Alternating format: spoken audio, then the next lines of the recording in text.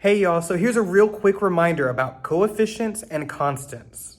Constants are our regular counting numbers. So these are numbers by themselves with no variables attached. So in expressions and equations, usually it's like negative 5,000, 14, negative 1, 72, negative 8, regular numbers being added or subtracted in the expression.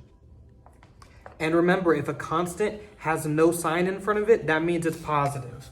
So 2 does not have a sign in front of it, so I can assume it's positive.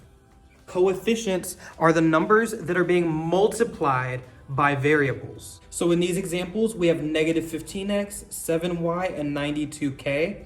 All of the numbers are coefficients. So in this case, negative 15 is our coefficient, positive 7, remember there's an invisible positive sign, and positive 92.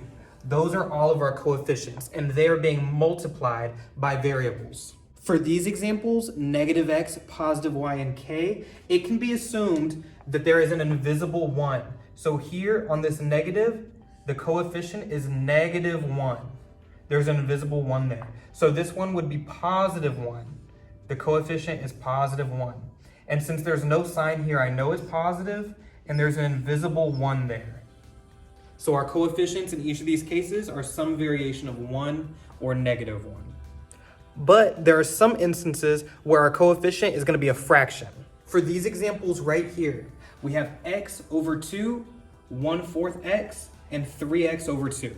So for the first one, we know anything divided by 2 is a half. So our coefficient is going to be 1/2. This next one is more straightforward. It is clearly 1/4. And then lastly, we have 3/2 of x. So it's going to be 3 over 2 is our coefficient.